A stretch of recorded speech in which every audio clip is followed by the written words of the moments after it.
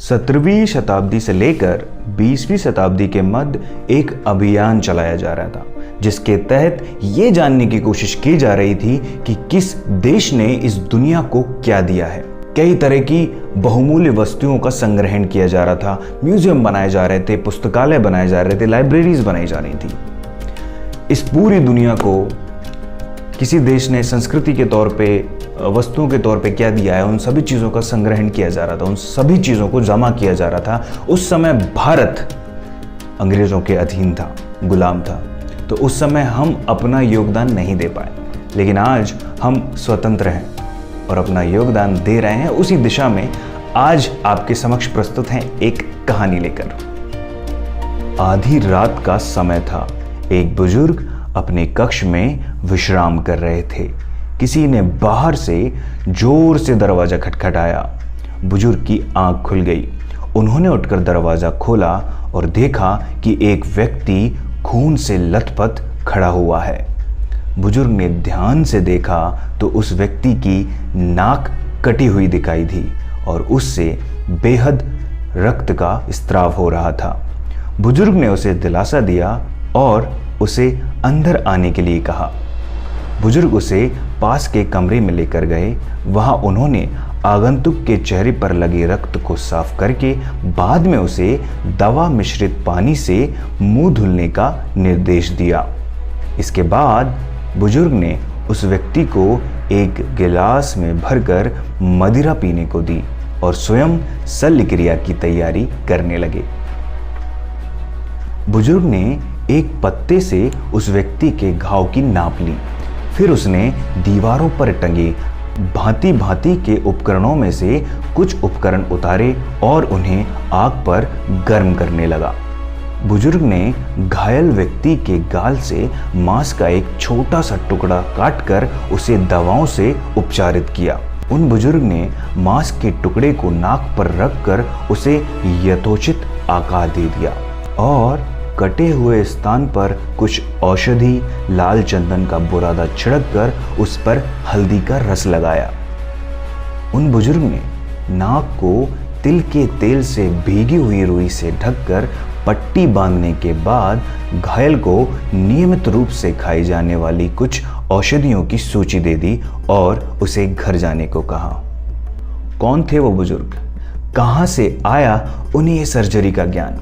आइए जानते हैं इन सभी के बारे में। क्या आप जानते हैं दुनिया में पहली प्लास्टिक सर्जरी किसने की थी? क्या आप जानते हैं दुनिया में पहली नाक की सर्जरी किसने की थी? शल्य चिकित्सा के आविष्कारक, सर्जरी के इन्वेंटर, एक भारतीय सर्जन महर्षि सुश्रुत ने पहली प्लास्टिक सर्जरी की थी।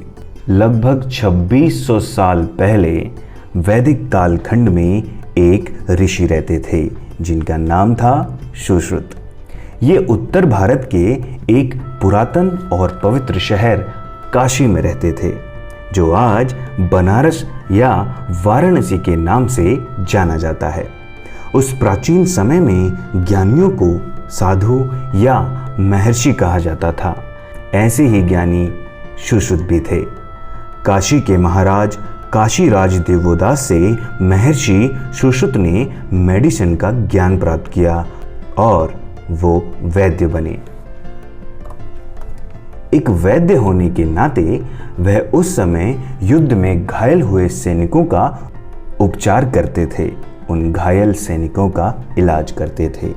उन सैनिकों की दयनीय अवस्था को देख सुश्रुत को सर्जरी की प्रेरणा मिली, जिससे वह सैनिकों के शरीर के टूटे हुए अंग या घावों, जख्मों को सर्जरी या शल्य क्रिया के द्वारा ठीक कर सके।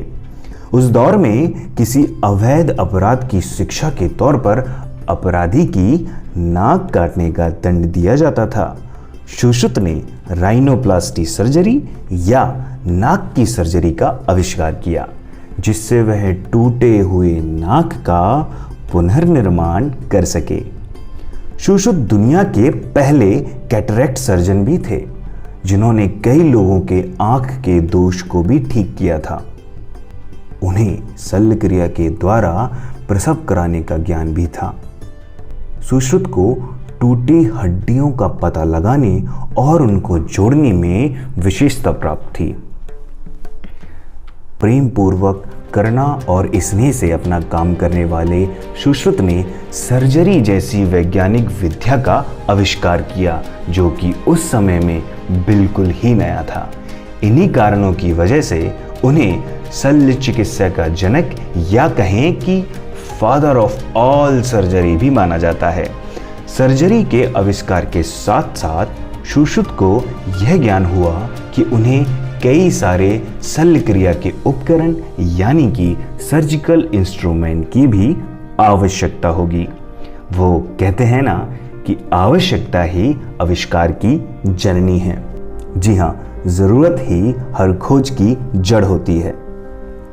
इसी जरूरत को ध्यान में रखते हुए सुश्रुत ने 121 शल्य क्रिया के उपकरण या कहें सर्जिकल इंस्ट्रूमेंट का निर्माण किया और ऐसा करने वाले वे दुनिया के पहले सर्जन थे।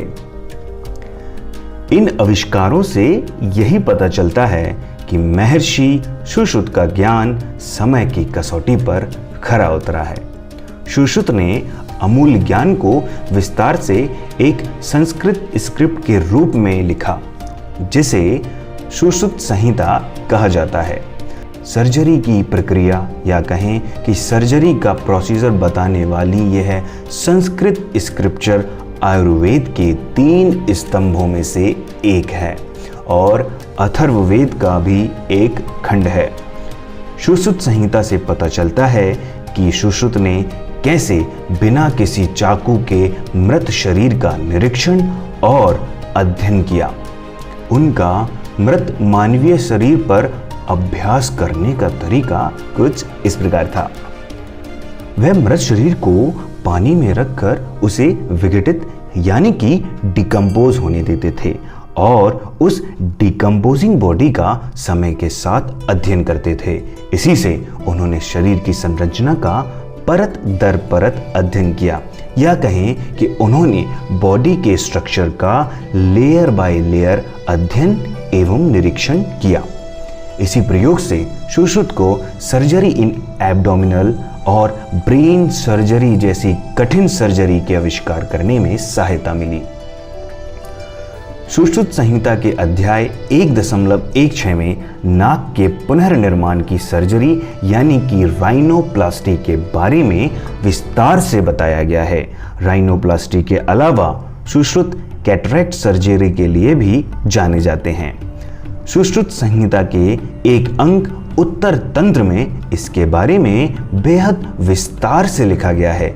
यह प्रक्रिया आज के सर्जन को एक्स्ट्रा कैप्सुलर लेंस एक्सट्रैक्शन के समान लगती है, मगर सुश्रुत ने यही सर्जरी को बिना किसी आधुनिक उपकरणों की सहायता से कर दिखाया था, जिससे उनके कौशल का पता लगाया जा सकता है। सुश्रुत संहिता 600 BC में लिखी गई यह सर्जरी और मेडिसिन की अद्भुत स्क्रिप्ट 8वीं शताब्दी में अरब ट्रांसलेशन के रूप में दुनिया के सामने आई, जिसका नाम था किताब शाहसुन अल हिंदी और किताब ई सुश्रुत। 19वीं शताब्दी की शुरुआत में हेसलर ने संस्कृत स्क्रिप्ट को लैटिन में और मूलर ने जर्मन में लिखा। इस प्रकार सुश्रुत संहिता और उसके लेखक महर्षि सुश्रुत को अंतर्राष्ट्रीय स्तर पर पहचान मिली, पर समय के साथ साथ उनका नाम और उनका महत्व पूरी तरह गुमनामी में खो गया। 1907 में कलकत्ता के कविराज कुंजलाल ने सुश्रुत संहिता का इंग्लिश में अनुवाद किया, पर उस ट्रांसलेशन को उतनी ख्याति, उतनी पहचान उच्च स्तर पर नहीं मिली।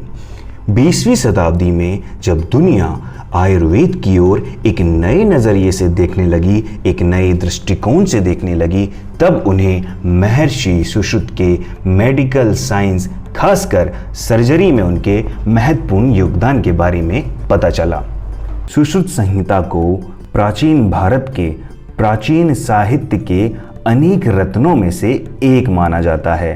ताड़ के पत्तों पर लिखी गई सबसे प्राचीन सुश्रुत संहिताओं में एक मैन्युस्क्रिप्ट अमेरिका में लॉस एंजलिस के काउंटी म्यूजियम ऑफ आर्ट में रखी हुई है।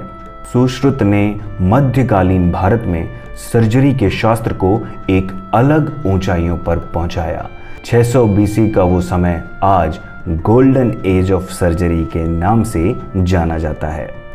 2018 में royal Australasian college of surgeon में सुश्रुत के नाम की एक मूर्ति अपने कैंपस में स्थापित की।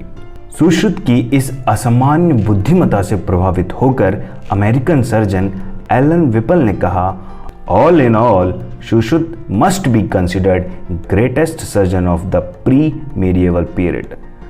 सुश्रुत का मतलब होता है जिनकी ख्याति सबने सुनी, और महर्षि सुश्रुत ने अपने नाम को सार्थक कर दिखाया।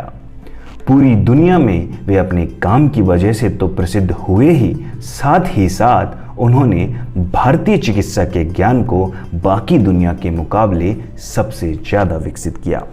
तो ये थी कहानी महर्षि सुश्रुत की, जिन्हें फादर ऑफ सर्जरी भी कहा जाता है। आपको ये इन्फॉर्मेशन, ये कहानी कैसी लगी मुझे बताइएगा और चैनल को सब्सक्राइब कीजिएगा। बहुत बहुत शुक्रिया, धन्यवाद। जय हिंद, जय भारत।